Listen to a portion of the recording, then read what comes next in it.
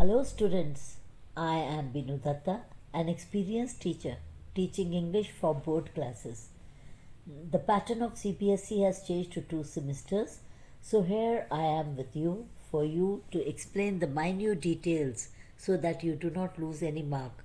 So here I go with my video on The Tiger in the Zoo by Leslie Norris.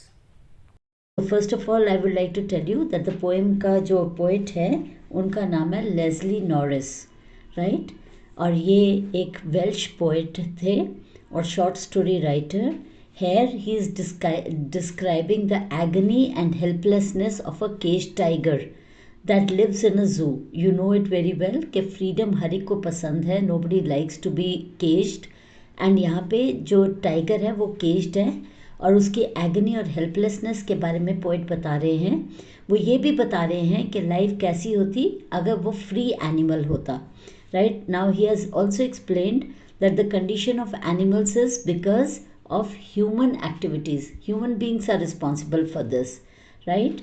And here the central idea is that the tiger is very proud, he is very powerful, he is agile, he is very untamable, right? और contrast उसका ये है कि इतना एक powerful animal कैसे cage हो गया है जू के अंदर and he is not concerned about the visitors, right. So here first of all we will be talking about the poetic device that he has used is he calls it as it is a personification. A tiger in the zoo, ये tiger को उन्होंने personify किया है, तभी उसको human form दिया है by saying he stalks in his vivid stripes. हम सबसे पहले वो पैराग्राफ कर रहे हैं, स्टैंजा कर रहे हैं। He stalks in his big vivid stripes. अब विविड का मतलब क्या होता है, उसके ब्राइट कलर्ड स्किन है और वो स्टॉक कर रहा है मतलब he is walking, right. He is confined in the zoo, so he is moving around in the cage under his bright coloured skin. ठीक है, उसकी स्किन क्या है, ब्राइट कलर्ड है और वो वॉक कर रहा है। और वो भी क्या, the few steps of his cage. Now very nicely the poet has said that he can take only a few steps because the cage is very small and it is not easy to move in it. So that's why ये few steps ले पाता है अपने cage के और इसके अंदर वो easily move नहीं कर पाता। जो एनिमल वहाँ पे फॉरेस्ट में रहता है उसको एक छोटा सा केज दिया गया है और उसके अंदर वो few steps लेता है of his cage.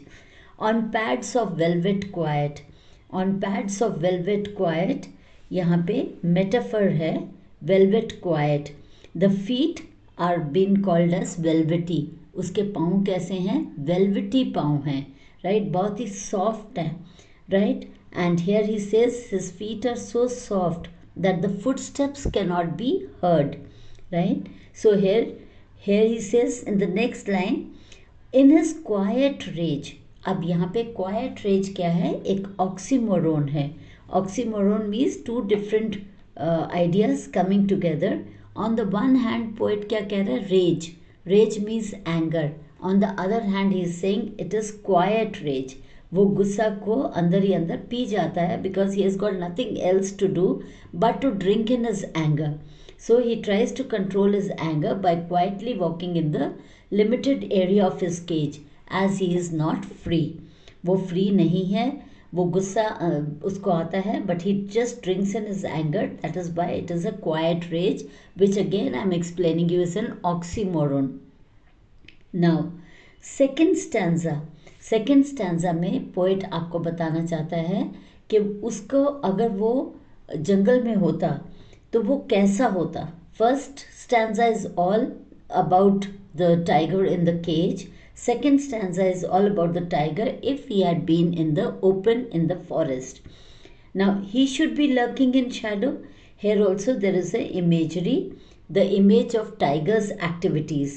He should be lurking in shadows. उसको अगर वो फ्री होता तो वो कहाँ पे होता, हाइड कर रहा होता इन शैडोज, अपने आप को बचा रहा होता, शैडो में चल रहा होता। He would not have been visible to the people. Sliding through long grass. Just see, this is an imagery, visual imagery. We can see कि किस तरह से टाइगर स्लाइड करते हुए जा रहा है लंबी लंबी घास में से, long grass. He is hiding himself behind the long grass near the water hole. Now this is near the water bodies के पास, जिससे कि वो हाइड करके अपना शिकार ले सके. Now the next line he says is where plump deer pass. So plump deer means the deer which are fat, right? So he would have it as his food. तो naturally वो क्या है, वो छुप छुप के चल रहा है, छुपते हुए चल रहा है, और वो स्लाइड करते हुए जा रहा है लंबी लंबी घास में से नियर द वाटर होल के पास में से. Where plump deer pass, where plump deer, the deer are is fat, so he wants to have it. So the actual life of the tiger is to live in a jungle where he could catch his prey and eat it. यहाँ पे plump और pass ये क्या है, alliteration है. Now the third stanza again is all about the tiger in the open, that's in the forest, right? He should be snarling around houses. Now he should be snarling. Snarling is a word which tells us the sound. So it is a onomatopoeia. It is a onomatopoeia. So here he says he should be snarling around houses. अगर वो बाहर होता, जंगल में होता, तो वो स्नाल कर रहा होता अराउंड हाउसेस, वो अलार्मिंग साउंड्स निकाल रहा होता at the jungle's edge, right? And if he would have been a free animal, he would have been snarling around the houses which are located at the outskirts of the forest, जो कि forest के outskirts पे है, right? And here he says bearing his white fangs, his claws. Now white fangs, fangs किसके होते हैं, snake के होते हैं, and they are poisonous. So here the fangs are the teeth of the tiger. So he would terrorize the people, वो लोगों को terrorise करता है, किसके साथ, अपने शार्प टूथ के साथ और अपने क्लॉज के साथ. शार्प टीथ एंड क्लॉज से वो टेरराइज कर रहा होता, टेरराइजिंग द विलेज. सो वो लोगों में फियर क्रिएट कर रहा होता अपने शार्प टीथ से, अपने क्लॉज से, और वो उनमें फियर क्रिएट करता जितने भी विलेज में लोग रह रहे हैं. He would have been creating a fear in them. So this is the third stanza. Now coming to the fourth stanza. अब fourth stanza में but, अब poet use करता है but. but का क्या meaning हो जाएगा, but परंतु. So basically what he wants to tell is कि forest में रहना चाहिए था उसको, but अब उसका क्या हाल है, he is in the cage. So he comes to the reality of the tiger that is inside the cage. वो क्या है, confined है in a strong cell. He is locked in a concrete cell. You can see the word concrete cell. पहली बात तो यहाँ पे alliteration है CC की. But he is locked. Locked मतलब वो चाबी ताले में है, वो कहाँ पे है, एक सेल में है, एक छोटे से केज में है, और वो भी कंक्रीट का बना हुआ है. He is not out in nature in the forest, but he is confined to the concrete cell. His strength behind bars. बी की फिर से alliteration है behind bars में. जितनी भी उसकी strength है वो कहाँ पे दबी हुई है, it is just behind the bars of the cage. That means वो caged है, उसकी जितनी भी strength है वो सब वहीं पे रह गई है.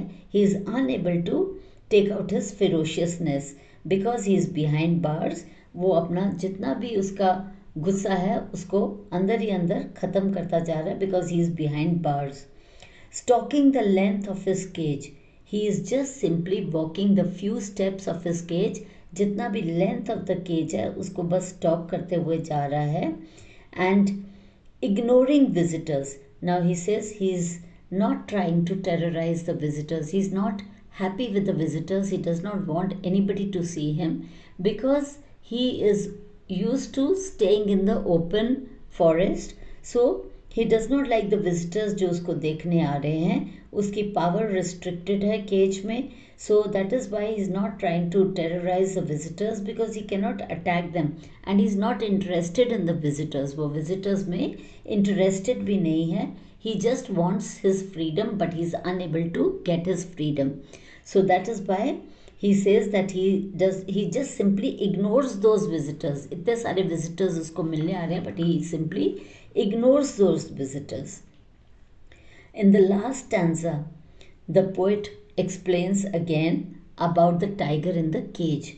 He hears the last voice at night, और लास्ट वॉइस सुनता है, और वो भी किस चीज़ की? The patrolling cars.